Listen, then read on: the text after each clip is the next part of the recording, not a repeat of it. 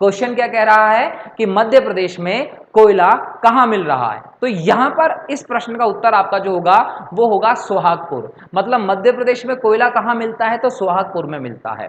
सोहागपुर दोस्तों क्या है, सोहागपुर एक पूर्वी कोयला क्षेत्र का एक जगह है जो कि हमारे मध्य प्रदेश में शहडोल जिले के अंतर्गत आता है। किसमें आता है, शहडोल के अंतर्गत आता है।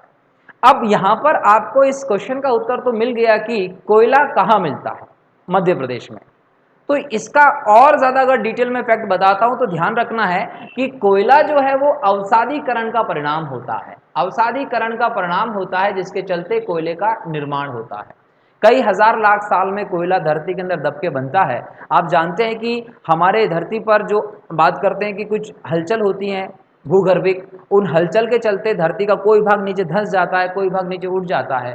जब कोई भाग धंसता है अर्थात भ्रंशों का निर्माण होता है तो उसमें धरातल के बहुत बड़े वन क्षेत्र जो होते हैं वो भी दब जाते हैं। जब धरातल के वन क्षेत्र नीचे दब जाते हैं तो उन वन क्षेत्र के दबने के कारण उन पर दाब और ताप जो होते हैं उसका इफेक्ट होता है और वो जो वन दबे हैं उनकी लकड़ियां कोयले में तब्दील हो जाती है। क्यों, क्योंकि जो पेड़ पौधे हैं वो CO2 ग्रहण करते हैं। इनकी बॉडी पूरी तरीके से काय की बनी होती है, कार्बन की, और वही कार्बन जब दबता है तो उसके अवसादीकरण के बाद वो कोयले में बदल जाता है।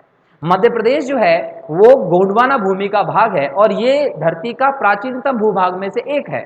तो ऐसे में यहां पर कोयला मिलता है, ये याद रखेंगे आप लोग। अच्छा, यहां पर कुछ और फैक्ट बताता हूं। यदि आप कोयले की बात करते हैं तो जो सोहागपुर है वो मध्य प्रदेश का सबसे बड़ा कोयला क्षेत्र भी माना जाता है। तो अगर क्वेश्चन आ जाता है कि मध्य प्रदेश का सबसे बड़ा कोयला क्षेत्र कौन सा है तो आप उसको लगा सकते हैं कि सोहागपुर जो है वो मध्य प्रदेश का सबसे बड़ा कोयला क्षेत्र है।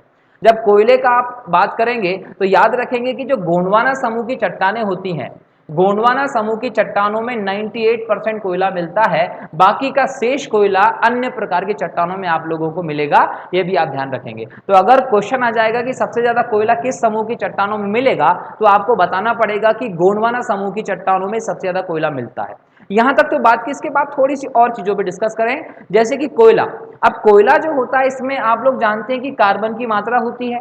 कार्बन की मात्रा के आधार पर हम कोयले को अलग अलग भागों में बांटते हैं। कितने भागों में बांटेंगे तो याद रखना है 4 प्रकार का कोयला होता है अगर हम उसमें कार्बन की मात्रा के आधार पर देखें तो। जैसे कि एक कोयला होता है एंथ्रेसाइट, ठीक है। यदि हम एंथ्रेसाइट कोयले की बात करते हैं तो दोस्तों याद रखिएगा कि सबसे उत्तम प्रकार का जो कोयला होता है वो एंथ्रेसाइट कोयला होता है। एंथ्रेसाइट कोयले में लगभग 80 से 90%, कितना, 80 से 90% के आसपास तक कोयले की कार्बन की मात्रा होती है। तो एंथ्रेसाइट कोयला जो होता है वो सबसे उत्तम किस्म का कोयला होता है, आप लोग ध्यान रखेंगे। दूसरे नंबर पर दोस्तों यदि कोयले की बात करते हैं तो वो होता है बिटुमिनस कोयला।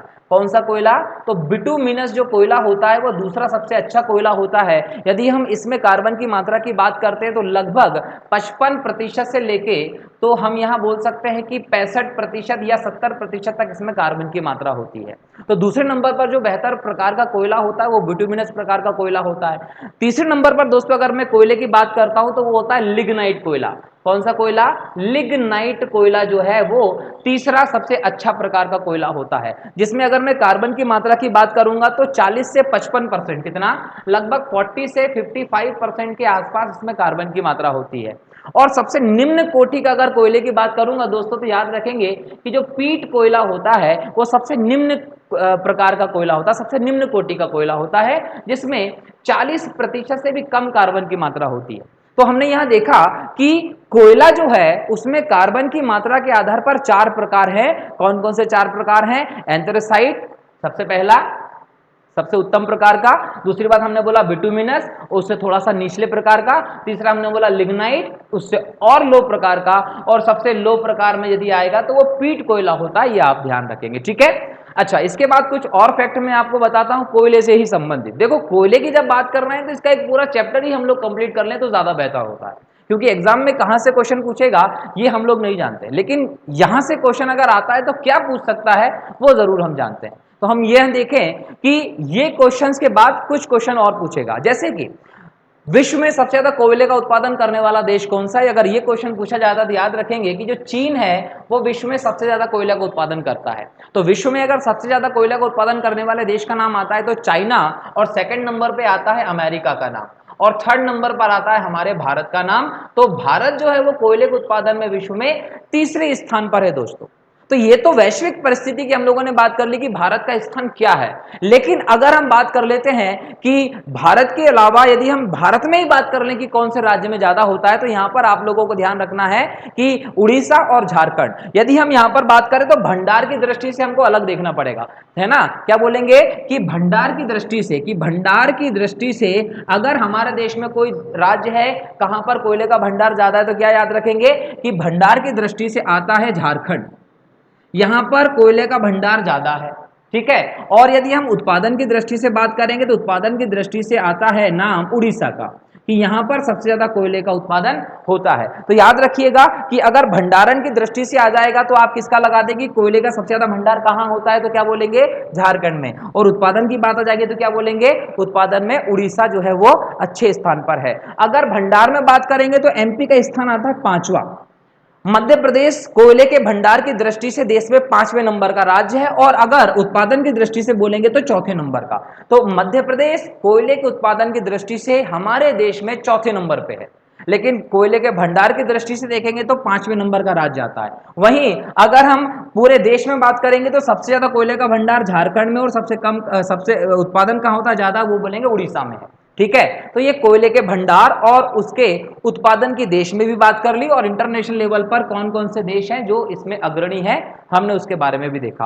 अब देखो कि यदि कुछ और बात करें तो कोयले के संबंध में मेरे पास और भी फैक्ट हैं जो आप लोग ध्यान रखेंगे। कोयले के जो इंपॉर्टेंट एरियाज है हमारे देश में, उन एरियाज को हम लोग बोलते हैं, तो याद रखिएगा कि जो दामोदर घाटी वाला इलाका है, दामोदर घाटी जो है वहां पर हमारे देश का लगभग 35% कोयला होता है। हमारे देश का 35% कोयला किन क्षेत्रों से होता है, अगर ये पूछा जाता है तो क्या बताएंगे, दामोदर नदी घाटी का जो प्रदेश है जिसमें आपका झारखंड का और बंगाल का एरिया आता है, वहां से 35% कोयला उत्पादन किया जाता है। दूसरे नंबर पे यदि हम बात करते हैं तो हमारा मध्य प्रदेश जो है उसमें सोन नदी घाटी का एरिया आता है। कौन सा, सोन नदी घाटी का। सोन नदी घाटी वाला इलाका जो है उसमें मध्य प्रदेश और छत्तीसगढ़ के इलाके आते हैं जहां से कोयला निकाला जाता है। और तीसरे नंबर पर दोस्तों आता है महानदी का इलाका। यदि हम महानदी के इलाके की बात करेंगे तो इसमें छत्तीसगढ़ और उड़ीसा का क्षेत्र शामिल होता है। तो महत्वपूर्ण रूप से कोयले के कितने क्षेत्र हैं, तो मैंने आपको बताया दामोदर नदी घाटी, सोन घाटी, और तीसरा मैंने बताया महानदी घाटी। दामोदर नदी घाटी से हमारा देश का सबसे ज्यादा 35% कोयले का उत्पादन होता है जो झारखंड और बंगाल में है, ठीक है। सोन घाटी की बात करेंगे तो मध्य प्रदेश और छत्तीसगढ़ में है, और महानदी की यदि हम बात करते हैं तो उसका एरिया छत्तीसगढ़ और उड़ीसा में फैला हुआ है। तो दोस्तों ये कंप्लीट डेटा था कोयले से संबंधित जिसके अंदर आपके सारे क्वेश्चंस आते हैं। उम्मीद करता हूं कि आप लोगों को ये क्वेश्चन में सब चीजें समझ में आ गई होंगी। अगर कोई भी डाउट होता है तो कमेंट सेक्शन में कमेंट करिएगा, मैं आपको जरूर